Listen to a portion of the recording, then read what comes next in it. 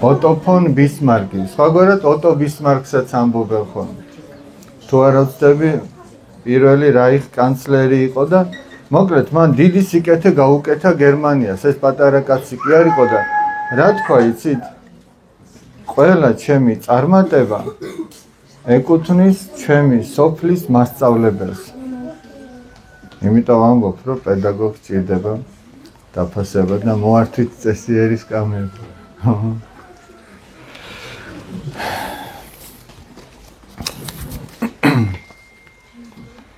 პირდაპირ შეკითხვებზე გადავიდეთ, მოდი ცოტა რამე ვთქვათ, ესე იგი. წმინდა ნინოს ხატი. ხო, ყველა მიცით, რომ წმინდა ნინოს ხატი. გუშინ იყო ნინოობა. წმინდა ნინოს საქართველოში შემოსვლის დღე იყო. ანა კალანდაძეს აქვს ლექსი. წმინდა ნინოს სწორედ აი ამ საქართველოში შემოსვლასთან დაკავშირებით. ხო არ შეგიძლიათ ვინმე რო გითხრას. დავით, თითქმის მოდი აბა. ბევრმა ბავშვმა იცის, უბრალოდ ერთად გავიხსენოთ. აბა? მოდიოდა ნინო. ხო, აბა. ახლოს მიიტანი? მოდიოდა ნინო მთებით. ლურჯი მწვერვალებს ქარერზის ფერნის სორში ხვევდა და როდესაც ბარში ვარდნი ყვაოდნენ თოვლი და ჯავახეთის თათაზე და დამტყეებში ქარიშხლები ბღაოდნენ მოჰკიოდა ქარი ღრუბლებს მოჰკიოდა და ფარავანს ტბასაზე და ძევს წოდა ქარი კვირდებოდა ოცხომგზავრი თოვლის მთებით. ეს როცხელა შეკვეცა, არაფერი გაგძ.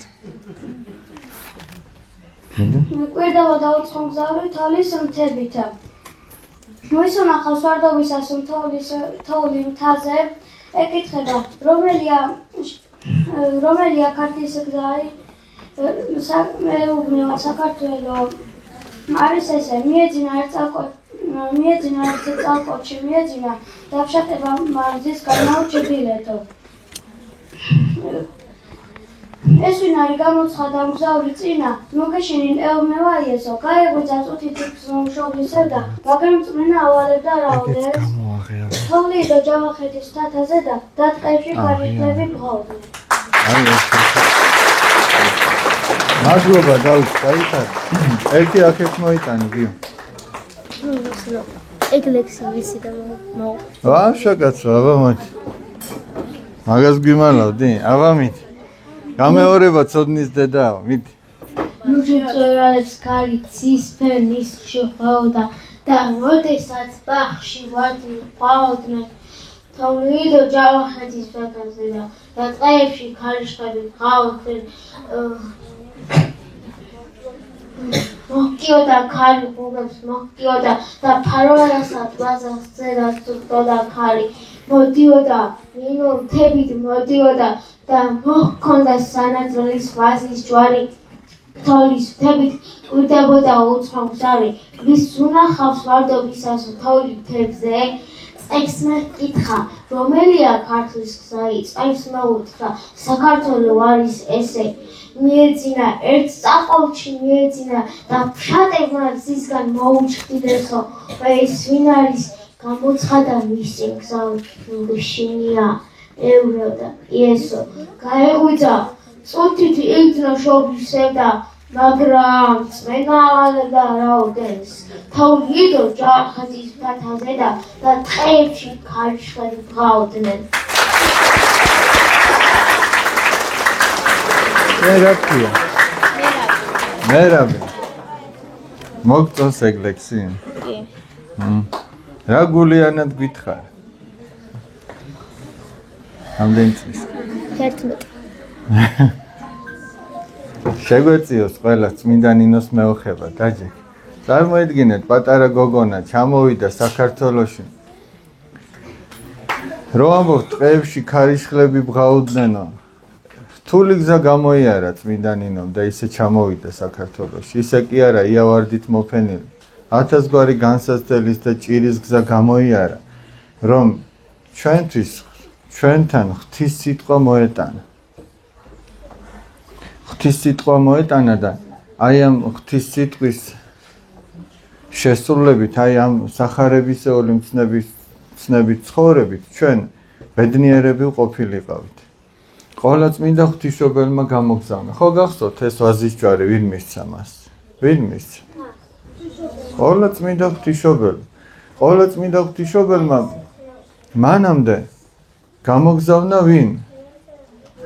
ანდრია პირველწოდებული. პირველ საუკუნეში ანდრია პირველწოდებული გამოგზავნა.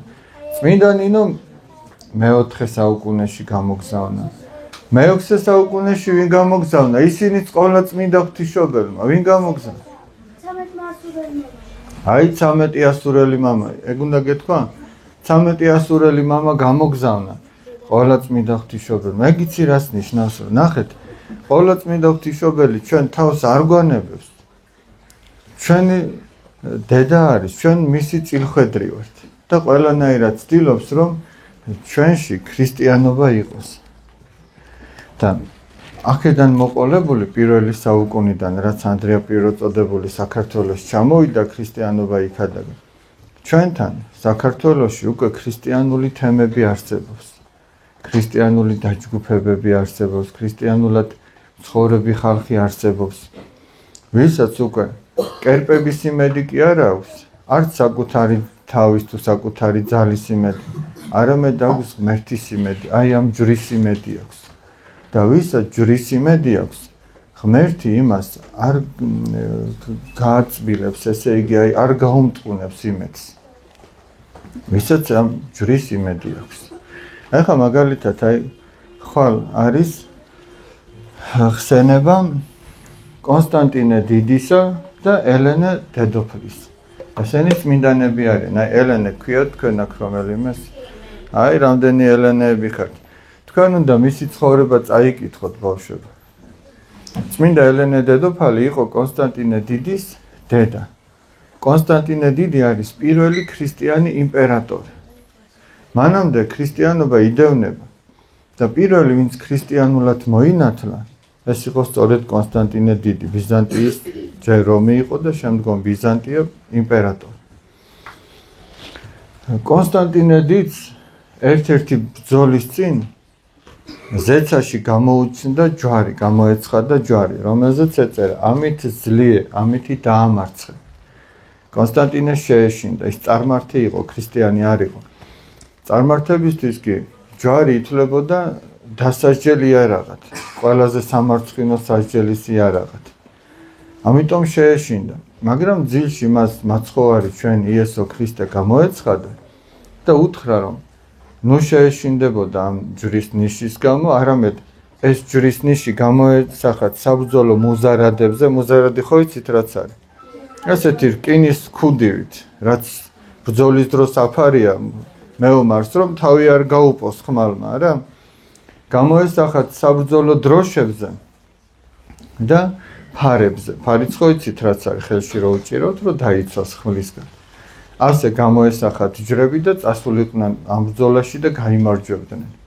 და სწორედ ასე აღჭურვილები მიდი ამ ბრძოლაში გაიმარჯვებენ და კონსტანტინე დიდს დააინტერესდება იესო ქრისტეს ჯვარი თუ სად არის.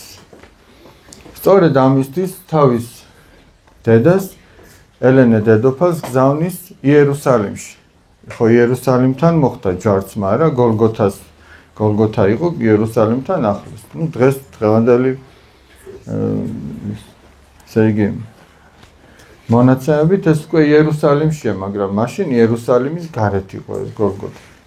და გაგზავნის დედოფალ ელენეს, რომელსაც ძალიან გაუჭირდება ამ ჯვრის პოვნა, იმიტომ რომ რომაელი იმპერატორები ცდილობდნენ ყველა ის ადგილი, რაც ქრისტიანობასთან იყო დაკავშირებული, ქრისტეს მოღვაწეობასთან, ეს მიწით დაეფარათ. ეხლა თქვენ როგორ ფიქრობთ, რატო უნდა დაეფარათ მიწით? რა შინაარსი ჰქონდათ, რატო ფარავდნენ ყველა იმ ადგილებს მიწით, რაც ქრისტესთან იყო დაკავშირებული? რატო ნუცა?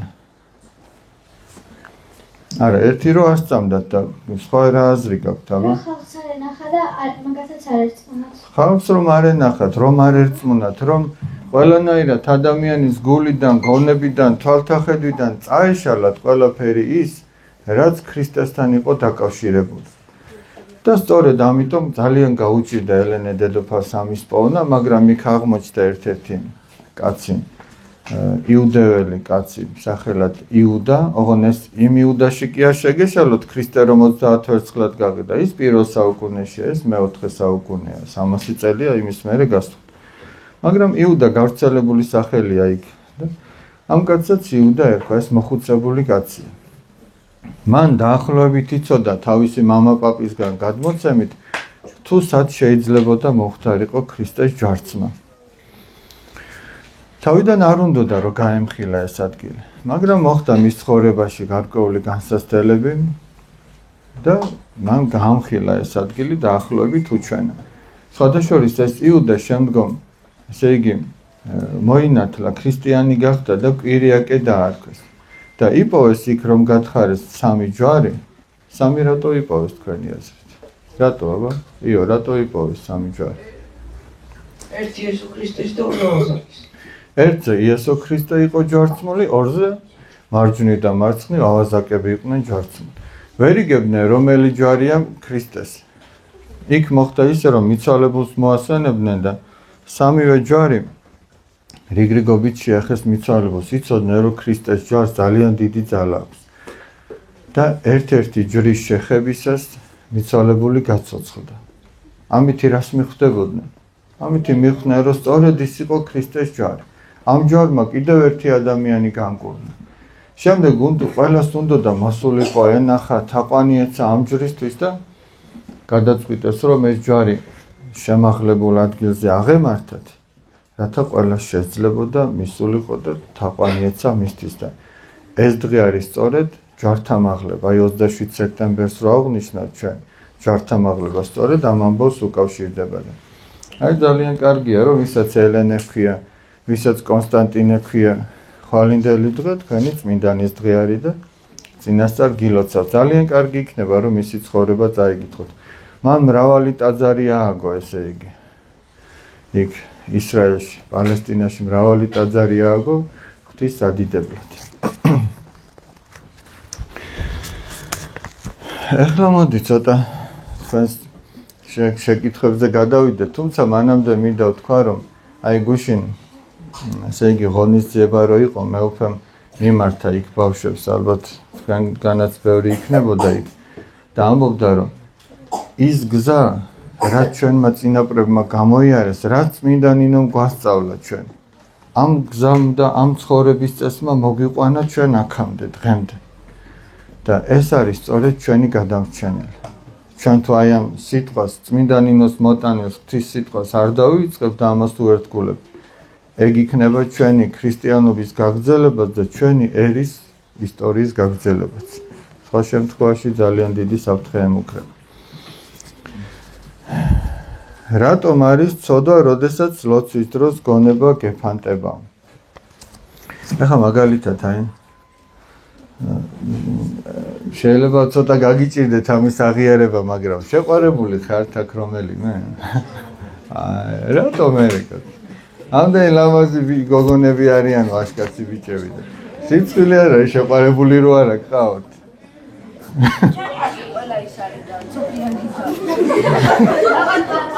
კაცო, შენ კლასში თუ ყველა ეს სოფიანია, დერეფანში არ გიშვებენ?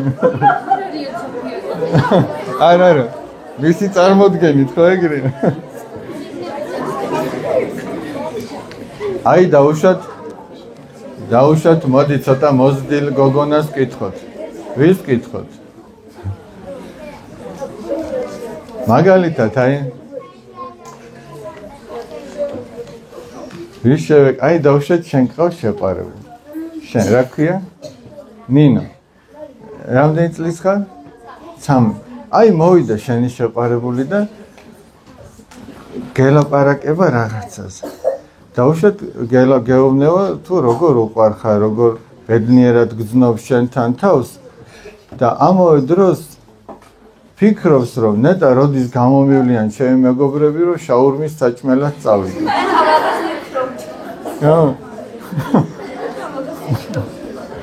ხოდა ეხლა ეგ სწორია? აი წარმოიდგინე რომ შენ იმ შენი შეყვარებულის ფიქრებს რომ ხედავდე. ის მოდის და გეუბნება რომ აი ესეთი ლამაზი გოგო ხარ, ესეთ მოუწო ხარ, ესე მეყარხარ. სინამდვილეში ამაზე საერთოდ არ ფიქრობს. ფიქრობს იმაზე რომ შაურმაზე ხო არ დააგვიანდება. ხო და ღმერთიც ხო უყურებს ჩვენ ფიქრებს არა და სწორია მე ვამბობდე უფალო შემიწყალე და ამ დროს ესე იგი ბაზრობაზე დავდიოდე და სათამაშოს ვარჩევდე გონებით. სწორი იქნება? ამ დროს მეზობელს ვეჭყუბებოდე, სწორი იქნება? არ იქნება სწორი. ან ამ დროს ცოტა ეხა გოგონებისგანაც ვიტყვი, ამ დროს იმაზე ვდარდობდე რომ მეზობელმა რო ფარდები იყიდა და მე რო არა მაგ გული მისკდებოდეს და თანაუბრად ვამბობდე უფალო შემიწყალე. აი ხო არ იქნება სწორი. შენ მოგეწონებოდა რომ ბიჭი რასაც გეუბნება იმაზე რო ფიქრობდეს და ამას მთელი გულით ამბობდეს. ამიტომ აი თუმცა ეს ბუნებრივია. გონება გვეფანტება, გაგვირბის, იცი რატო გვეფანტება? განა იმიტომ რომ იმ ვიც არ უყარხარ, შენ გული არ გაიტეხო. განა იმიტომ უბრალოდ ეშმაკი ცდილობს რომ ჩვენი გონება მოიტაცოს. მოიტაცოს, იმიტომ რომ მან იცის რომ როგორი ძვირფასია ღვთისთვისაც, ჩვენთვისაც, რომ ჩვენ იმაზე ვფიქრობდეთ, რაზეც ვლოცულობთ. ამიტომ წმინდა მამები ასეთ რამეს გვირჩევენ. სანამ ლოცვას დაიწყებ, ჯერ მოემზადე ამისთვის. აი სპორტსმენები რომ გადიან, ესე იგი საასპარეზოდ, ჯერ წინასწარ ცოტა ხო გახურდებიან ხოლმე, ხელებს, ფეხებს გაახურებენ, რომ პირდაპირ რა შეიძლება შევარდე და რაღაცა ის შეიძლება რამე დაიზიანო. ლოცვაც ესეა. უნდა წინასწარ მოემზადო. წმინდა პარისი ათონელი ასეთ რამეს გვირჩევს. უნდა აიღო წმინდა მამათა ცხოვრებიდან, სახარებიდან წიგნი აიღო და ერთი გვერდი მაინც წაიკითხო, რომ იმან ცოტა სული გაგითბოს. და მერეღა დაიწყო ლოცვა. სიტყვაზე აი ჩაქუჩი რაღაცას აჭედებ და უცბად ჩააჭედე და მიაგდე და წახვედი და ლოცვის წიგნი აიღე და ლოცვას ამბობ. ან მანდილოსანი ხარ და ჯურჭელს რეცხა უცბად დაკეტე უკანი და წახვედი ლოცვა დაიწყე. ეს ისეთი ლოცვა არ გამოვა. როგორც წინასწარო რაღაცა სული გაითბო ამა თუ იმ საკითხავით. შეიძლება ცოტა წაიკითხო, მაგრამ ეს ნიშნულოვანია. ხო. და რას გვირჩევენ, იცით წმინდა მამები, რომ ჩვენი გონება უნდა იყოს იმ სიტყვებში, რასაც კითხულობ. იმ სიტყვებში უნდა მოაქცევ, იმაზე უნდა იფიქრო. ნახოთ აბა შემდეგი შეკითხვა. სანამ ქრისტიანობა არ იყო ხალხს, ვისი სწამდა ან ვიზე ლოცულობდნენ. ჩვენ შემთხვევაში, საქართველოს შემთხვევაში, კერპებზე ლოცულობდნენ. იყო ესა თუ ის კერპი, ქვისგან, ხისგან გამოქანდაკებული, ზოგი ცეცხლზე თაყვანებოდა, ზოგი მზესზე თაყვანებოდა და ასე შემდეგ, უამრავ რამს. რას თხოვ ღმერთს შვილებზე? ღმერთს შვილებზე ვთხოვ, რომ ესე იგი ისინი ღირსეულად ცხოვრობდნენ. და საბოლოო ჯამში ჩვენ ხო ამბობდით წეღან, რომ სული მარადიულია და სული უკვდავია. და მე ვთხოვ და ალბათ ყველა მშობელი, მე განა რამით გამორჩევი, ყველა მშობელი, ყველა მორწმუნე მშობელის თხოვს, რომ მისი შვილის სული მარადიულად სიხარულში იყოს. ამ წუთის სოფელში ღირსეულად იცხოვროს და მარადიულადაც რომ ხარობდეს. ყველა მშობელი ალბათ ამას ითხოვს. თქვენი მშობლებიც, ნიკოლოზ და ივანე, თქვენი მშობლებიც მაგას ითხოვენ. მოდი, შენ გადმოჯექი, რომელიმე აქეთ გადმოჯექი, თქვენ ერთად მოკლე ჩართვა ხდება. რომელიმე, ან ერთი, ან მეორე, სხვაგან დაჯექი.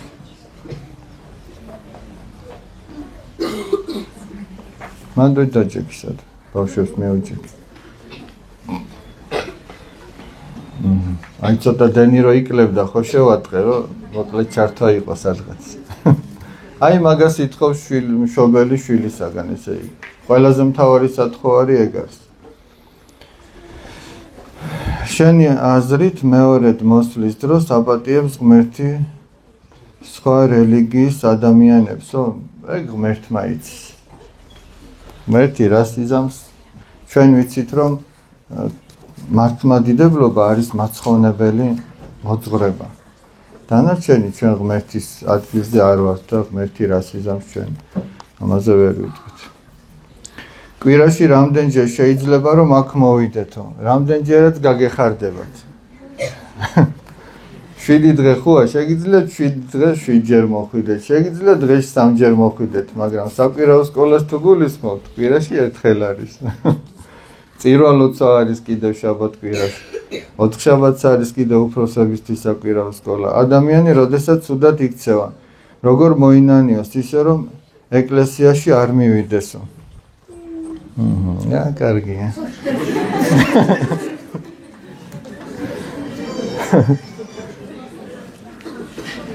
ადამიანი დაუშვათ ფეხბურთს კარგად ვერ თამაშობს. როგორ გახდეს კარგი ფეხბურთელი ისე რომ მოედანზე არ მივიდეს და ბუფეტში იჯდეს და მარტო ფუნთუშებს ჭამდეს. გახდება? კარგი ფეხბურთელი გახდება? ხო და აქაც ვერ გამოვა ჩემო ძვირფასები. ეკლესია ქრისტეს სხეულია. ეკლესია ქრისტეს სხეულია. ქრისტეზე როგორ ვამბობთ? მაცხოვარი, ხო ვამბობთ? მაცხოვარი, მხსნელი. ის არის ჩვენი მაცხოვნებელი. ის არის ჩვენი მხსნელი, ის არის ჩვენი წოდების მომტევებელი და ჩვენ თუ მასთან არ მივალთ, აბა ვინ უნდა გვაპატიოს? ამიტომ ეს მის გარეშე არ იქნება. ქრისტეს გარეშე წოდათა მიტევება არ არსებობს. ისე რომ ფუნთუშების ჭამით ფეხბურთელები ვერ გახდებით. აი ხვიჩა კვარაცხელიამ რამდენი ფუნთუშა მოიკლო იმისთვის რომ ჩემპიონთა ლიგა მოეგო. აი პატარა ამბავი კი არა. რა ხდება სიკვდილის შემდეგ და ხედავთ სამოთხეში სხვა ადამიანებს. დიახ, ხედავთ სამოთხეში სხვა ადამიანებს. ჩვენს ოჯახის წევრებს, მათთან ჩვენ რატო გიხარია რომ ესე იგი აი მარადიულად ვიცხოვრებთ. მარტო ის კი არა შენ იქნები კარგად. შენს ოჯახის წევრებთან იქნები მარადიულად ერთად და ღმერთს ადიდებ იქ. აი გიხარია ჩვენ. ჩვენ ვიცით რომ არც ჩვენი სული და არც ჩვენი ოჯახის წევრის, მეგობრის, ნათესავის, აი გოგონას შეყვარებული წაღან რო ლაპარაკობთ. ეს დროებითი კი არ არის, ეს მარადიული და მარადიულად ერთად იქნები, ეგ გიხარია. მე მაინტერესებს ზოგი სხვა ეცადე სხვა რელიგიის ადამიანებს რატომ უნდათ რომ მათი სარწმუნოება მივიღოთ? კითხეთ, აბა რატომ უნდათ? კითხეთ და გეტყვიან. თუ გექნებათ ღმერთთან საუბრის საშუალება, რომელ კითხვას დაუსვამდით პირველს? რა საინტერესოა? რომელ კითხვას დაუსვამდით? აბა მოდი ერთად ვიფიქროთ. რას კითხავდით პირველს? გიო, რას კითხავდი ღმერთს?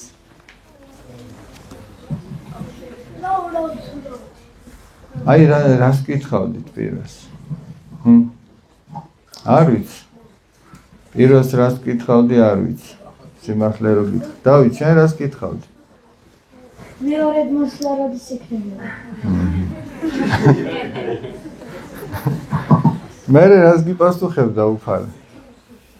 უფალს შეეკითხნენ, მოციქულებმა კითხეს როდის იქნება და უფალმა უთხრა რომ ეგ არავინ არ იცისო, არც ანგელოზებმა, მხოლოდ ჩემმა ზეციერმა მამამ იცისო.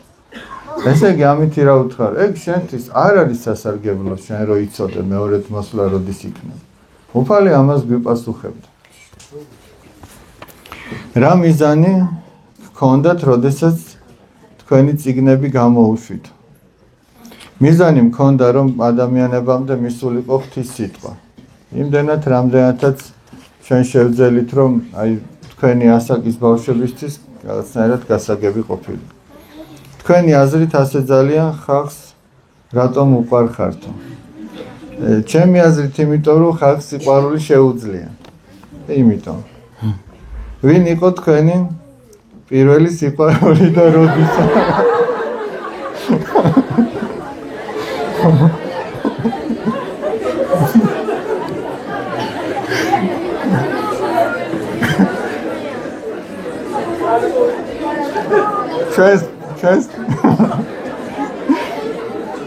ჩვენს პატარაობაში იყო ხოლმე გოგონებს ჰქონდათ ხოლმე საუნჯეები, ხო?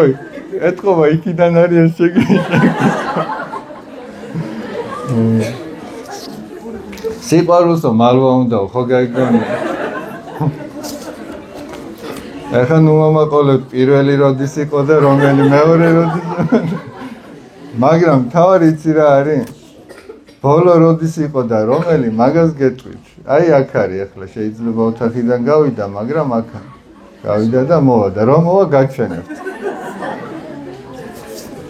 ბოლო და მარადიული რომელია გაჩვენებთ. პირველ და მეორე ახლა არ არის. ნიშნულოვანი.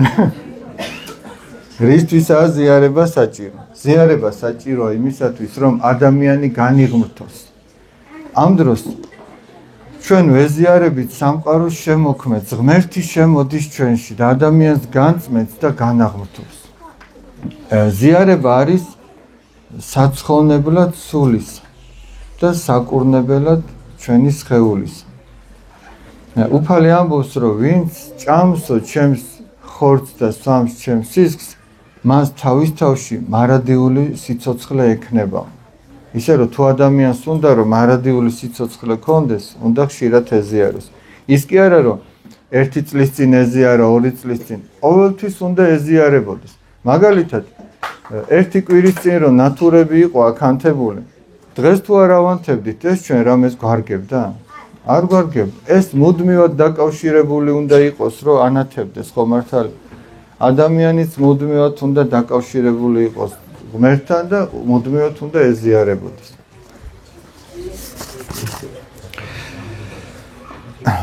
იესო რომ დაიბადა, მაგის შემდეგ ვითვლით 2024 წელს. ეს შარშანდელი შეკითხვა ეთქობა და სანამ იესო დაიბადებოდა, რამდენ წლამდე ავიდნენ? დაახლოებით 5000 წელზე მეტია დაბადებიდან ქრისტეს შობამდე. რა ხდება? ეს შეკითხვები მეორდება, ამიტომ მე აღარ წავიკითხა.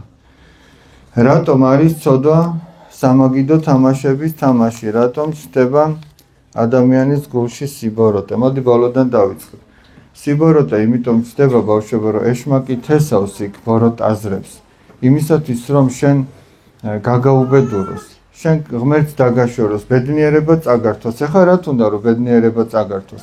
აი მაგალითად ვინმეს კარგი ბურთი აქვს და გაუსკდა და ეს თუ ცუდი ბავშვია, ეს ცდება რომ სხვასაც დაუზიანოს ბურთი. იმიტომ რომ არც ხომ არ ითამაშოს და არ ხარობდეს თავისი ბურთით. ეშმაკში ეს თვისებებია შურს ადამიანების და თვითონ რომ დაკარგა ის ბედნიერება ღმერთთან ყოფნისა, ეხლა უნდა რომ ადამიანსაც დააკარგვინოს. სამაგიდო თამაშები, თუ ეს აზარტს უკავშირდება, ეს რა თქმა უნდა ცოდვაა.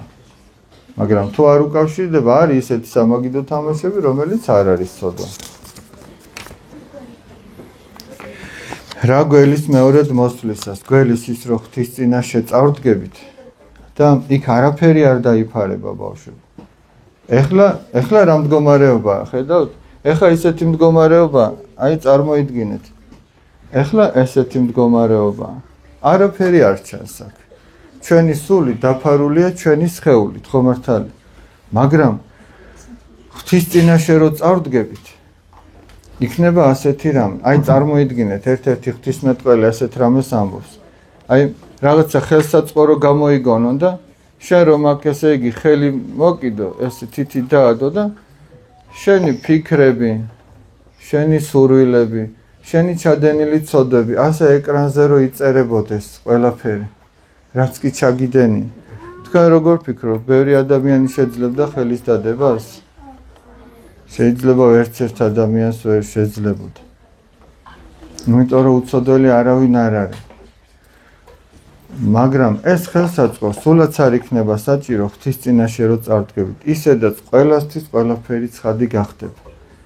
გარდა იმ ცოდვებისა, რასაც ადამიანი გულწრფელად ნანობს და ახსარებაში ამბობს. ეს ცოდვა იქ არ გამოჩნდება. მაგრამ ის, რომელსაც ადამიანი ახსარებაში არ ამბობს, ან მოერიდა და იმიტომ, ან არ ჩათვალა საჭიროდ, რა მიზეზიც არ უნდა იყოს. ყველა შემთხვევაში, ყველას თვალწინ ცხადი გახდება ჩვენი ცოდვები და ჩვენი შეიძლება შევრცხვეთ. გესმით? აქ რატო ვერ დაადებს თიც ადამიანი? შეიძლება შერცხვეს სხვების წინაშე, ხო მართალი? და იქაც შეიძლება შერცხვეს. ამიტომ სანამ შეუძლია, უნდა შევინანოთ. ჩვენ ყოველდღიურად შეიძლება უამრავ ცოდვაში ჩავარდეთ, ბავშვებო. ჩვენ კი უნდა ვეცადოთ, რომ არ ჩავარდეთ, მაგრამ სადღაც შეიძლება შეგშურდეს, სადღაც განრისხდეს, სადღაც დაგენანო, სადღაც ვიღაცას დასცინო. არა ვარ დაზღვეული არც ერთი ცოდისგან, იმიტომ რომ ეშმაკი ჩასაფრებულია და თითოეული ჩვენთაგანის დაღუპვა უნდა. და ჩვენ ვეცემით ამ ბრძოლის წელს, ეს ბრძოლის წელი. ეხლა წარმოიდგინეთ, აი ბრძოლა რომ მიმდინარეობს ხმლებით, იარაღით, იქ ეხლა დაუშვათ აი რამე არაბუნებრივია და ესე იგი აი რამე საკვირველია რომ ვინმე წაიქცეს ბრძოლაში? არ არის საკვირველი, ეს ჩვეულებრივი ამბავია, ბრძოლა ხან წაიქცევი, ხან დაიჭრები. ეს ბუნებრივია, მაგრამ ჩვენი წყლულები, ანუ ცოდვისაგან გაჩენილი წყლულები, უფალს უნდა ვაჩვენოთ, უფალო, აი ასეთ დღეში ვართ. მე შურიანი გავხდი. მე ზარმაცი ვარ დაუშვათ. მე დაუშვათ რაღაც ცუდი ფიქრები მაქვს. მე ვიღაცისთვის რაღაც მენანება, სხვისი სიხარული მწყინს დაუშვათ შეიძლება ეს გულში რაც გაქვს, აჩვენო უფალს შენი წყლულები და სთხოვო რომ განკურნოს. და უფალი განკურნავს ამ წყლულებს. ადამის და ევას შესახებ. ადამი და ევა, ადამს და ევას ღმერთმა მისცა მცნება, რომელიც ცნებაც ადამა და ევამ დაარღვიეს, მაგრამ იმის ნაცვლად რომ შეენანებინათ, ერთმანეთს დააბრალეს. ამიტომაც დატოვეს 60. ჩვენ როდესაც რაღაცა შევცოდათ, უნდა ვთქვათ, რომ ეს ჩვენი ბრალია უფალო, ჩვენ დავაშავეთ. რატომ ვიწერთ პიჯორს 3-ჯერ? ერთხელაც შეიძლება, ორჯერაც შეიძლება, 7-ჯერაც შეიძლება. 3-ჯერ იმიტომ ვიწერთ, რომ ყოვლადწმიდა სამება ღმერთი გვწამს. ესმით, მამა ღმერთი, ძე ღმერთი და სულიწმინდა. თუმცა ჯობია ერთხელ გადაიწეროს სწორად, ვიდრე 3-ჯერ და ფათიფუთით და გაუაზრებლად. ერთხელ გადაიწეროს სწორად, გწამდეს რომ ეს ჯვარი შენ დაგიფარავს. რას ეტყოდი სხვა რელიგიის ადამიანებს ქრისტეზე? მე ვეტყოდი რომ იყვნენ გულწრფელები. საკუთარი სინდისი არ მოატყუონ და ისინი აუცილებლად ქრისტემდე მივლენ. თუ ადამიანი საკუთარ სინდისს არ ატყუებს, თუ ადამიანი საკუთარ სინდისს ატყუებს, ის მონათლულიც რო იყოს და ქრისტიანიც რო იყოს, ის შეიძლება ვერ მივიდეს ქრისტემდე.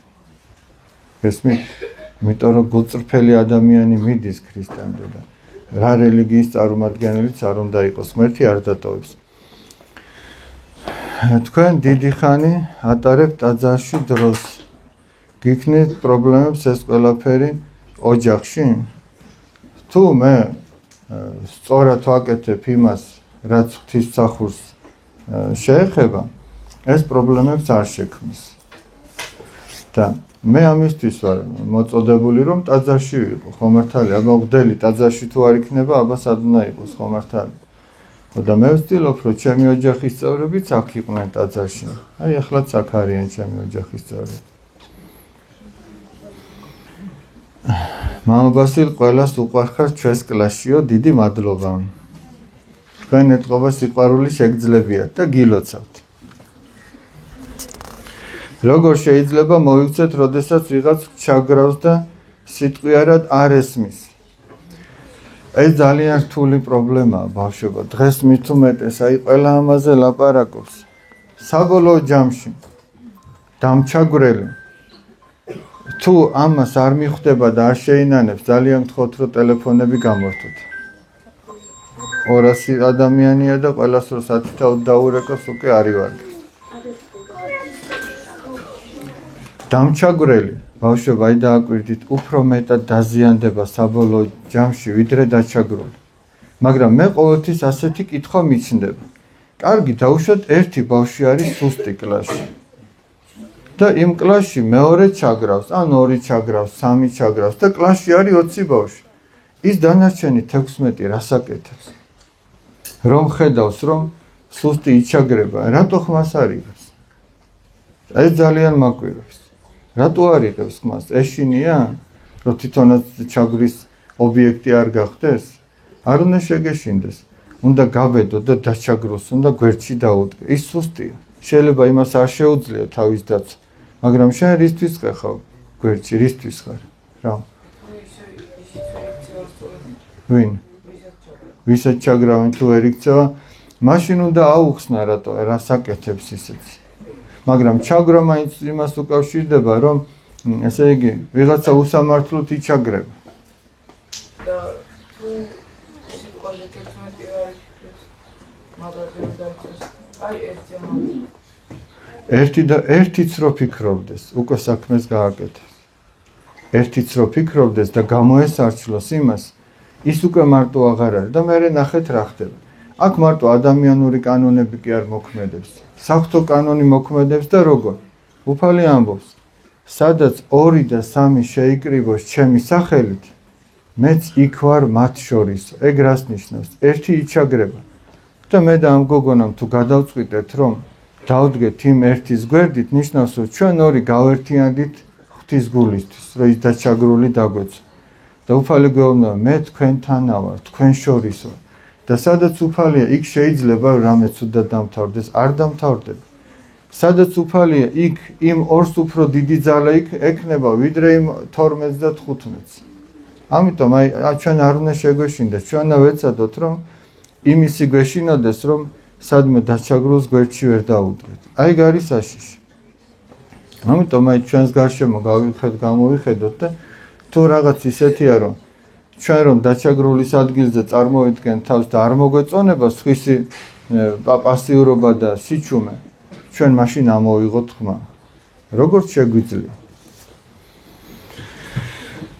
თქვენ როგორ ფიქრობთ, თქვენი შვილებისთვის რთულია მამაოს შვილობა, რადგან მათ აკვირდება და უფრო მეტს მოითხოვენ ვიდრე ჩვეულებრივი ბავშვებისგან. მე ვფიქრობ, ჩემი შვილებისგან უფრო მეტს არ უნდა მოითხოვდნენ ვიდრე ჩვეულებრივი ბავშვებისგან. იმიტომ რომ ისინი ჩვეულებრივი ბავშვები არის. ჩვეულებრივი ბავშვები არის. მათ არა ურჩევიათ, რომ სასულიერო პირის შვილები ყოფილიყო. გესმით რა შეასახე. ამიტომ ეს შეხედულება, ეს სტერეოტიპი ნამდვილად დასანგრევია, რომ მათ უფრო მეტს თხოვდნენ. მათ აი ამ ვალდებულებას აკისრებდნენ. ეს არასწორია. ის ჩვეულებრივი ბავშვია, მასაც შეიძლება შეცდომა მოუვიდეს. მანაც შეიძლება რაღაც კარგად გააკეთოს. შეიძლება უჭირთ ჩემს შვილებს. იმიტომ რომ ახლა სასულიერო პირი უფრო აი როგორც წეგან თქვა ერთ-ერთმა ბავშვმა შეკითხვა რო დასვა. დიდი ხანი რო ტაძარში ხართ, ფაქტიურად ზოგჯერ ისეა, რომ დღეისეგაო ვერ ვნახულობ ჩემს შვილებს. და რა თქმა უნდა, თავისთავად ცხადია, რომ უჭირთ რაღაც შემთხვევაში. მაგრამ ყველას თავისი გასაჭირი აქვს ამ ცხოვრებაში, მაგის გარეშეც არავინ არ არის. ზოგს ეს უჭირს, ზოგის მშობელი საერთოდ წასულია და თვეები ვერ ნახულობენ, ეგეც ხოა. ზოგს საერთოდ გარდაცვლილი ყავს მშობელი, იმას თავისი ჯვარი აქვს ატარებელი. ზოგს ასეთი და ზოგს ისეთი. რა უყოთ, მაგის გარეშე არავინ არ არის. ღმერთი ჩემს შვილებსაც მისცემს ძალას, რომ ეს ყველაფერი მოათმენინოს ღვთის სადიდებლად. მე მაგის იმედი მაქვს. რომელია თქვენი საყვარელი თემა, რომლებზეც ბავშვებს ესაუბრებით? ეხლა პირველი რაც გამახსენდა, ეს არის პასუხისგებლობა. პასუხისგებლობა, რაზეც მე ძალიან ხშირად საუბრობ. რომ ადამიანმა იგრძნოს, რომ ის მარტო არ არის. პასუხისგებელია. ეხლა მე ხო პასუხისგებელი ვიყავი, რომ თქვენთან მოსულიყავი. ცოტა ვერ ვიყავი დღეს კარგად, მაგრამ აი ამ პასუხისგებლობა მომიყვანა. მე ღმერთით ძალას გაძლევს. რომ შენ რომ გადადგავ ნაბიჯს იმისგან, მე ყველაფერი კარგად არის. ამიტომ იგრძნო, რომ შენ ვიღაცის წინაშე მოვალე ხარ, რაღაცა გავალია, რომ გააკეთო. როცა მეგობარი გაწყენინებს, როგორ მივახვედროთ თავის დანაშაულს. როგორ მივახვედროთ და ავიღოთ და რამე ჩავარდგოთ. სწორი იქნება? როგორ მივახვედროთ და ჩვენ ვეცადოთ, რომ სიკეთე გავუკეთო. სიკეთე გავუკეთო. ის შეიძლება იმ წუთში ვერ, ოღონდ ეხლა ნახეთ როგორი ამბავია. შეიძლება ის გულწრფელად ვერ ხვდება, რომ შენ რაღაც ცუდს გიკეთებს. თან თუ ამბობ, რომ მეგობარი შენ ცუდს გაგიკეთებს, შეიძლება რაღაც მომენტში ეს ყვითელი შეკითხვები ვისია. თქვენი შეიძლება რაღაცა მომენტში ბავშვობა ვერ ხვდება, რომ ის შენს მიმართ ესე ცუდად იქცევა. ამიტომ სახარება რას გვეუბნება? სახარება ხო არის ცხოვრების წიგნი, ანუ როგორ იცხოვრო, გასწავლის სახარება. აი ხო არის მათემატიკის, ფიზიკის წიგნი, ხელოვნების თუ ბუნების, ხო არის, იქიდან სწავლობ რაღაცას. აქედან სწავლობ, როგორ იცხოვრო და რას გეუბნება სახარება. როდესაც შენ და ის იქნებით მარტონ. აი დაუშვათ, ამ ბიჭის საქციელი რაღაცა პრობლემებს გიქმნის. კი არ იტყვი მასწავლებლის და კლასელების წინაშე რომ მასწავლებელო ბავშვებო რა ქვია შენ? ნიკა ესე ცუდად მეკცევა, კი არ იტყვი. არამედ ეტყვი ნიკა, ჩემო ძმაო, გაიყვან, ცალკე და ეტყვი შენ რომ ასე და ასე იქცევი, მე ეს მწყინს. და თუ შეგიძლია ეს აღარ გააკეთო. და ნიკა ამ დროს დაფიქრდება. გესმის? და უფრო გაითვალისწინებს, ვიდრე მაშინ ყველას თვალწინ რო თქვა, რომ არიქა ნიკა ესე ცუდად მეკცა. ამიტომ ჯერ ეგ უნდა გააკეთო. მერე უნდა იცოდო, რომ შენი მხრიდან თბილად მოექცე, სამაგიეროს გადახდაზე არ უნდა იფიქრო. ჯერ ყველანაირად უნდა იცოდო, რომ შვიდობიანად მოაგვარო ეგ ამბავი. საბოლოო ჯამში თუ არ გამოდის მასთან ურთიერთობა და მას შენთან მეგობრობა არ უნდა, მაშინ უნდა შეწყვიტო ეს ურთიერთობა. იმიტომ რომ ყველა ადამიანთან არ გამოვა ურთიერთობა. ზოგთან გამოვა, თუ მას მართლაც შენთან მეგობრობა უნდა და გაიგებს რომ შენ რაღაც წqins, მაშინ გაითვალისწინებს და თუ არ გაითვალისწინებს, ესე იგი შენთან მეგობრობა არ უნდა. და იმ ადამიანთან მეგობრობა, ვისაც შენთან მეგობრობა არ უნდა, უბრალოდ არ გამოვა. ებრაელებმა ქრისტე ჯვარზე გააკრეს. მეორედ მოსვლის დროს ქრისტე შეიწყალებს ასეთ ებრაელებს, ვინც კეთილია. ქრისტეს, როდესაც ჯვარზე აკრავდნენ, იქვე ამბობდა, მამაო, მიუტევე ამათ, რამე თუ არ იციან რას აკეთებენ. ღმერთი მოწყალეა. ღმერთი ადამიანებს კი არ გავს. პირიქით, ღმერთი მოწყალეა და ჩვენ ადამიანები ღმერთს უნდა დავემსგავსოთ. ნელ-ნელა მას უნდა მივბაწოთ და მივემსგავსოთ. რომელია თქვენი საყვარელი მეფე? ვინა თქვენი საყვარელი ადამიანი? ჩემთვის საყვარელი მეფე რამდენიმეა ესე, აი მაგალითად ქართველ კაცს ერეკლე მეორე რომ არ უყვარდეს, მე ვფიქრობ შეუძლებელია. დავით აღმაშენებელი რომ არ უყვარდეს, ვახტანგ მეფე თამარი. აი ქეთემა დედოფალი როგორ არ უნდა გიყვარდეს? ჩემთვის წარმოუდგენელი. ოღონდ რა შემთხვევაში თუ იცი მისი ცხოვრება. თუ წარმოდგენა არა გაქვს, მაშინ ვერ შეძლებ რომ გიყვარდეს. აი რა უნდა გიყვარდეს, რაც არის, მაგრამ მისი გმირობის, მისი ადამიანობის, მისი სიმამაცის შესახებ რომ იცი, მაშინ შეგიყვარდა. რომელია თქვენი საყვარელი საქმიანობა მამაობის გარდაო? ეხლა ერთბაშად რაც გამახსენდა ორია. ერთი წიგნის კითხვა და მეორე ფეხბურთის ყურება. თამაშიც მათ შორის ფეხბურთის. სასიყვარულო მე აღარ წავიკითხავ, მადლობელი ვარ, რაც ბოლოში გიწერიეთ. თქვენთვის საყვარელი წმინდანი ვინ არის? რამდენი წლის ვიყავით, როცა მამაო გახდით? როცა მამაო გახდი 25 წლის ვიყავით და საყვარელი წმინდანიც ბევრია. აი მაგალითად პირველი წიგნი რაც მე წავიკითხე. ახლა რომ ფილმი გადის წმინდა პაისი ათონელზე, სწორედ მისი ცხოვრება იყო. შეიძლება ითქვას, რომ ისე კარგად, როგორც მისი წიგნებიდან მესმის მე ქრისტიანობა, სხვა წიგნებიდან ეგრე კარგად არა. აი ყველაზე მეტად ამ წმინდანის საუბარი მესმის. ხვევით რა თქმა უნდა, მაგრამ ეს რაღაც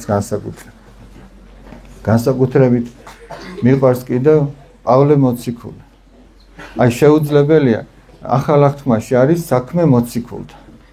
საქმე მოციქულთა არის სახარების გაგრძელება ფაქტიურად, იმოვლენების გაგრძელება, როგორც ცხოვრობდნენ მოციქულები და ძირითადად იქ ორ მოციქულზეა საუბარი. ერთი პეტრე მოციქულის მოღვაწეობა პირველი რამდენიმე თავი დაახლოებით 14-15 თავი, შემდეგ პავლე მოციქულის მოღვაწეობა, სადაც საუბარია სხვა მოციქულებზეც და მე ვფიქრობ, გულდასმით რომ წაიკითხოს ადამიანმა საქმე მოციქულთა, შეუძლებელია რომ პავლე მოციქული არ შეუყვარდეს. იქ ისეთ საოცარ რაღაცებს აკეთებს ის, რას ითმენს ქრისტეს გულისთვის. ამიტომ აი ეს ორი შემიძლია რომ გამოვარჩიო. ისურვებდი თუ არა შენი შვილი რომ მამაო გამოვიდეს. მე ვისურვებდი რომ ჩემი შვილი ერთიც, მეორეც, მესამეც და მეოთხეც გადარჩნენ და თუ ღმერთი ინებებს რომ ის ასე ემსახუროს ეკლესიას და თავის სამშობლოს, მაშინ ასე ვისურვებდი, იყოს ღვთისმსახური. ოღონდ ეს მისი გადასაწყვეტიც არის. თუმცა თუ გამოვა სასულიერო პირი, რომელიც მრავალ ადამიანს ანუგეშებს, ეს დიდი სიმდიდრე იქნება. მარტო ჩვენი ოჯახისთვის კი არა, მთელი ერისთვის. ძველად ასეთი წესი იყო ბავშვებო, უბრალოდ ეს ჩვენ რაღაცნაირად დაგვავიწყდა. ყველა ოჯახი ცდილობდა ერთი წარმომადგენელი მაინც სასულიერო პირი ყოფილიყო, ან ბერი ყოფილიყო, იმიტომ რომ იცოდნენ რომ ეს ოჯახისთვის ძალიან დიდი მადლია.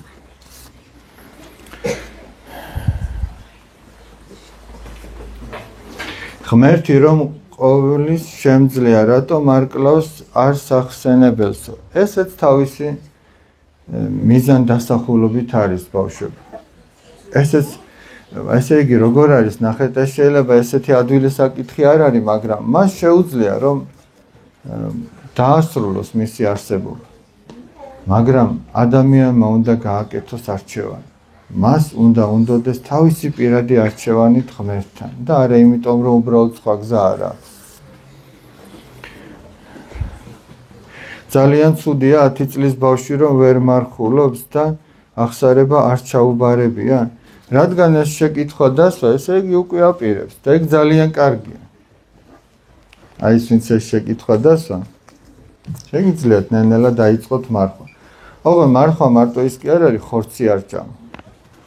მარხვა ისიც არის თქვენ შემთხვევაში, რომ თვალებს გაუფრთხილდეთ, ტელეფონი ცოტა ხანი აიღოთ, ამით იმარხულეთ. მარხვა იმის მოკლებაა, რომ გიყვარს და მოიკლებ. ხო გიყვარს ტელეფონი. დღეში 2 საათის ნაცვლად, აბა 1 საათი აიღე, 40 წუთი აიღე, 9 საათი. აბა ვის რამდენი შეგიძლიათ, რომ ღმერთს შეწიროთ. ეგ არის მარხვა თქვენ შემთხვევაში. აღსარებაც კარგი იქნება რომ თქვათ, აღსარების გარეშე არც ერთი ბავშვი არ უნდა იყოს. აღსარება ის კი არ არის, სირცხვილი კი არ არის აღსარების თქმა, პირიქით ეს ძალიან კარგი. როგორ გადაწყვიტეთ მამაო რომ გამختارიყავით, რთული იყო თუ არა ამ ნაბიჯის გადადგმა, როგორ შეხვნა მშობლები თქვენს გადაწყვეტილებას, ასე რომ მამაო გამختارიყავით. პირველი რაც მახსოვს ჩემი მშობლებისგან ის იყო რომ საჩქარო ცოლი მომეყვანა. იმიტომ რომ უცოლოდ არ დავჩენილიყავი და ხო არის რომ ზოგი მონასტერში ცხოვრობს და ისე სასულიერო პირი, ზოგი ერში ცხოვრობს. ხო და განაჩენი ღმერთის ხელშია ყველაფერი. ეს მახსოვს ჩემი მშობლებისგან. თუმცა რაიმე წინააღმდეგობა ისეთი არ მქონია. მადლობა ღმერთს. როდიდან გინდოდათ რომ მამაო გამختارიყავით? სხვათა შორის მე უბრალოდ მინდოდა რომ მე დავითმე გამختارიყავ. მე დავითმე იცით ვინ არის? აი დღეს რომ გოგონები გალობდნენ, თან ხო ერთ-ერთი კითხულობდა იქ.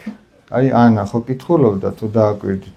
თან გალობდნენ, თან კითხულობდა. ის არის მე დავითმე, ტაძარში ვინც კითხულობს. მე დავითმე რატო ქვია, იცით? ტაძარში ძალიან ხშირად იკითხება მეფე დავითის ფსალმუნები, რომელსაც დავითნი ქვია. და სწორედ იქიდან მომდინარეობს მე დავითნე, რადგან ხშირად ეს დავითნი იკითხება. მინდოდა რომ მე დავითნე გამختارიყავ, მაგრამ თქვენ ახლა ხო ხედავთ, აი მიკროფონი რატომ იჭირავს? იმიტომ რომ არა მაქვს ისეთი ხმა, რომ აი ბოლოში ამას გოგობიჭებს გავაკონო და ამის მეშვეობით ვაკონებ, ხო და? ამაზე ვწუხდი რომ არა მაქვს მეთქი ისეთი ხმა, რომ ხებს გავაკონო. გვერდით რო ადამიანი მიდგას, იმას არ ესმის მეთქი და რანაირი მე დავითნე გამოვამეტე. ოძღვარმა დამამშვიდა და მითხრა რომ ღმერთი იძლევა მაგ ყველაფერს, შენ მოინდომე და ღმერთი მოგცევს მაგ ხმასაც და ყველაფერს. და ასე მოხდა ნელ-ნელა ამ გზაზე სიარული. ის იგივე შეკითხვა ჩვენი გოლი რა წერია? რომ იყავით თქვენს ტოლი. ჩვენი ტოლი რომ იყავით, თქვენ ცელქობდით თუ ბავშვობიდან განსხვავებული იყავით? ერთი რამ მინდა ვთქვა, ბავშვობისთვისაც და დიდების. ჩემი აზრი, შეიძლება ახლა მე ვწდები ამას რომ ამბობ. აი პულტიანი მანქანა ხო გინახიათ? რო დარბის ოჩაღად. ხო არის რომ მე ცოტა მოიწრენს და ეგრე დადის. რატომ? ელემენტი ჯდება. ცელქი ბავშვი დატენილ ელემენტს გავს თუ დამჯდარს? მე რომელი ჯობია პულტიანი მანქანა კარგად დადიოდეს თუ ეზარებოდეს? ესე იგი ცელქობა ნიშნავს იმას, რომ ადამიანში არის დიდი ენერგია. თავარია რომ ჩვენ ეს ენერგია სწორად მივმართოთ. ბავშვი თუ აი ამ ენერგიას სწორად მიმართავს, ანუ მშობლის გამოცდილებას გაიზიარებს, ის შეძლებს, რომ ეს ენერგია სწორად მიმართოს და შეიძლება რომელიღაც სახეობაში ჩემპიონიც კი გახდეს. გესმით? შეიძლება ხელოვნების დარგი იყოს, სპორტი იყოს, მეცნიერება, მაგრამ რაღაცას მიაღწევს. თუ სწორად გამოიყენა ეს ენერგია, თუ ტყუილად გაფლანგა სკოლის დერეფანში მინების ჩასამსხვრევად, იმისგან არ გამოვა ეგეთი. აი სწორად უნდა მიემართოს. ყველა ცელქობს, ჩვენ ცელქობდით თავისთავად. ბავშვობიდან განსხვავებული იყავით, არაფერი განსხვავებული არ ვიყავი. ერთ ჩვეულებრივ ბავშვი ვიყავი. რა მიზანი გქონდა თქვენი წიგნი რომ გამოუშვით. ის რომ თქვენ მოგფერებოდით, როგორც წეღანთ, კიდევ ღვთის სიტყვა რომ მოსულიყო თქვენამდე. მადლობა გულებისთვის.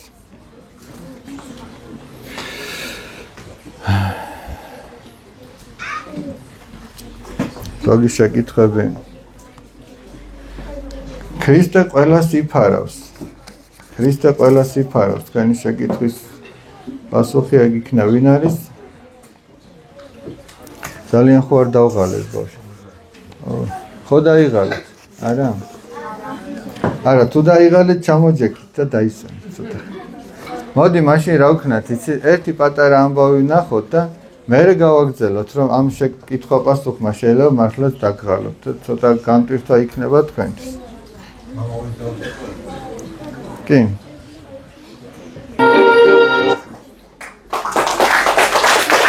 ბავშვებო, ერთი რამ მინდა დავამატო, ესე იგი.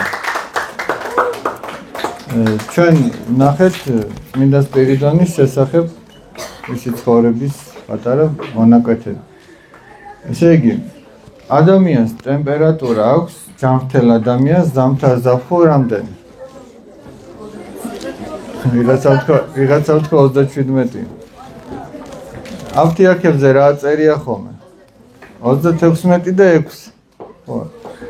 აი წმინდა სპირიდონის სხეული წარმოიდგინეთ 350 წელს გარდაიცვალა. 350 წელს. გავიდა კინაღამ 17 საუკუნე. კინაღამ 1700 წელი. დღესაც მისი სხეული არის თბილი. და ესე იგი მის სხეულს რაც ფაჩუჩები აცვია, ისინი პერიოდულად ცდება და უცვლია. ჩვენ დავდივართ და იმიტომ გვიცდება ფეხსაცმელი, ხო მართალია? და მასაც უცდება ფეხსაცმელი. წარმოგიდგენიათ? და მე ამ ფაჩუჩებს დაანაწევრებენ და მორწმუნეებს ორიგდებათ როგორც კურთხევა. საოცარი ამბავი. შეგვეციოს მისი მეუღება. ამდენს რომ შრომობთ არ იღლებითო? მე მინდა გითხრათ რომ თქვენი მშობლები გაცილებით მეც შრომობენ ვიდრე მე. მე გეკითხებით, არ იღლებიან? ხო იღლებიან? ჩემი მშობლებიც შრომობენ და იღლებიან. და მე როგორც შვილს რას მირჩევდით? რა გავაკეთო? რითი დავაფასო მათი ეს დაღლა? რისთვის იღლებიან? ჩემთვის ხო მართალია? რითი დაუფასო ეს ამაგი? მივეხმარო, კიდევ რითი დაუფასო? მოვეფერო. თბილი სიტყვა უთხრა, ხო მართალია? სიყვარულით, მადლიერებით, მისი ამაგის დაფასებით.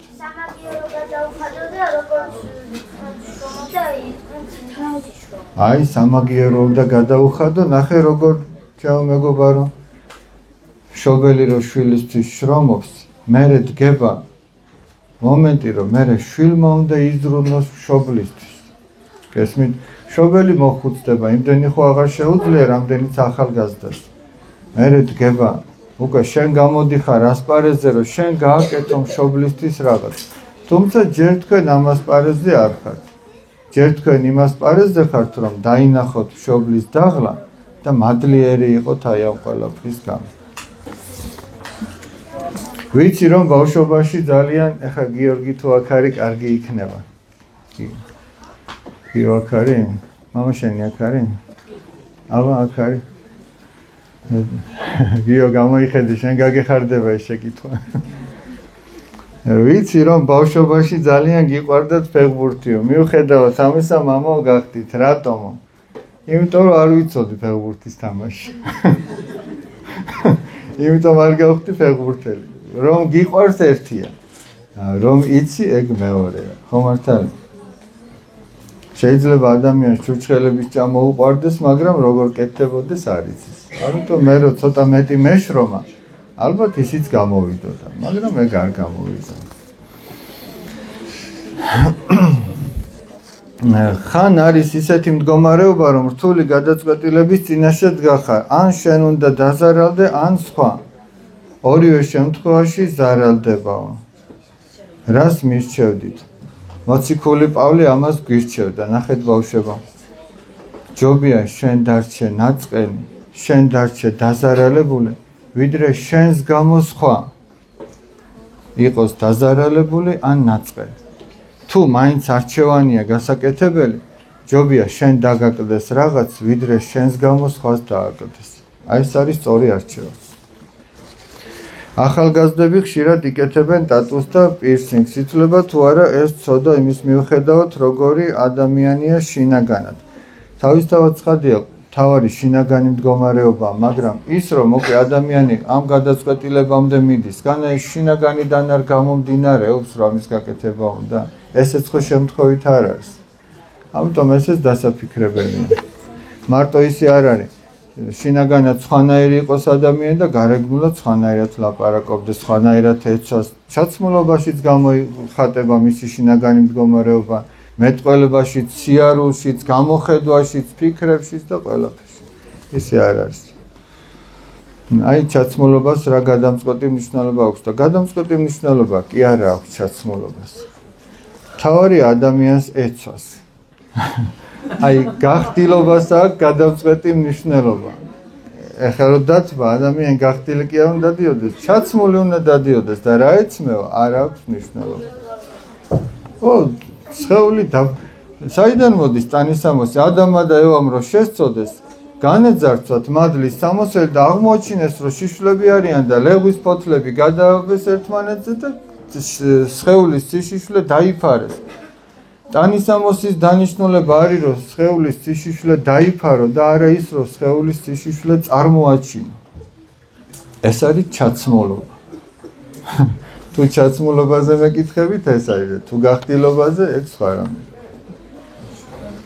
თუ ადამიანმა ბოროტ ადამიანს უნდა დაარტყას, რომ კეთილი ადამიანი გადაარჩინოს, ცოდაში ეთვლება. რა არის იცით, უნდა მიეხმაროს. დაჩაგროს, უნდა მიეხმაროს. ჯერ სიტყვით. მე სხვა გზა თუ არ არის, უბრალოდ ზოგჯერ სხვა არჩევანის წინაშე სხვა არჩევანს აღარ უტოვებენ ადამიანს, თუმცა ეს ძალიან ბოლო გამოსავალია. მაგრამ ზოგჯერ ამ მდგომარეობაში ვარდება ადამიანი. მე თუ წარმატებას მივაღწევ და სხვაზე დიდი ადამიანი მგონია ჩემი თავი. მე მეთვლება თუ არა ამპარტავნება, თავისთავად ცხადია ეს ამპარტავნება. მე სხვაზე მაგარი ვარ, მე სხვაზე ლამაზი ვარ, მე სხვაზე უფრო მეტად წარმატებული ვარ და ამით სხვას თავს ამეტებ. ეგ არ ვარ გაუკო. რას ურჩევდით ისეთ ადამიანს, ვისაც უყვარს სხვისი დაცინვა და ამბის მიტანა? მე ურჩევდი რომ ძალიან დაფიქრდეს, სანამ ამას იზავდა, იმიტომ რომ რასაც ჩვენ ვაკეთებთ, ეს ბუმერანგია. გაუშვებ და სადღაც დაგეწევა. სადღაც შენს დაგცინებენ, სადღაც შენს დაუშვათ აქ როგორ იყო დაგაბეზღებენ და ასე შემდეგ. თუმცა მხოლოდ მაგის შიშით კი არ უნდა შეიკავო თავი. არამედ იმის გამო რომ უნდა გიყვარდეს ადამიანი. რა ქვია იმ თვისებას, როდესაც ბავშვი მასწავლებელს სიყვარულს ეფიცება, მაგრამ მაინც ცუდად იქცევა. ყოველ შემთხვევაში არ მგონია ეს ბავშვი ტყუილად ეუბნეოდეს რომ იყარხარ. მაგრამ რა უყოთ ახლა, ჩვენ ცუდი ჩვევები გვაქვს და თუ ეს ბავშვი ცდილობს რომ ის ცუდი ჩვევა გამოასწოროს, მაშინ ეს ძალიან დიდებული საქმე. ეხლა რატო ვამბობ? პატარაობაში დედას რო გავაბრაზებდი ხოლმე. მე ვიჯექი ჩემთვის და ვტიროდი. დედამ ეს არ იცოდა. გესმით, რომ ვტიროდი, ეგ არ იცოდა, მაგრამ რო ვაბრაზებდი, ამას ხედავდი. ხო და შეიძლება ის ბავშვიც კი იმ წუთში გააბრაზა, მაგრამ ვინ იცის მერე იქნებ როგორ დარდობს და ცდილობს გამოასწოროს, მაგრამ კიდე არ გამოუვიდა. ხო კიდე უნდა სცადოს. მაგრამ თუ უბრალოდ ამბობს მიყვარხარო და არ ცდილობს რამე შეცვალოს, ეგეთი არ ვარ. ეგ ფარისევლობა. როგორი უნდა იყოს კარგი მასწავლებელი და კარგი მოსწავლე. კარგი მასწავლებელი და კარგი მოსწავლე, მე ვფიქრობ, კარგი მეგობრებიც უნდა იყვნენ. მასწავლებელი ფიქრობდეს, რომ რაღაცა სარგებელი მოუტანოს ბავშვს და ბავშვი ხვდებოდეს, რომ მასწავლებელი იმიტომ სწავლობს, რომ მე რაღაც მარგოს, მე რომ კარგი გამზარდოს. ამას თუ ერთიც ხდება და მეორეც, მე ვფიქრობ, ნელ-ნელა ყველაფერი დალაძვა. მე მგონი გავედით ბიჭებო ბოლოში. ბიჭებო და გოგოებო. აჰა, გაუხარდა ვიღაცა შენ გენაცვალე მაგ გულწრფელობაში. აი გულწრფელობა შეიძლება ყველა კითხვა პასუხისმოხდა. კარგია. ყველა ვერ გამოხატავდა ეგრე გულწრფელად, მაგრამ მე გამოხატვა მომეწონა. ავდგეთ ვილოცოთ, აბა.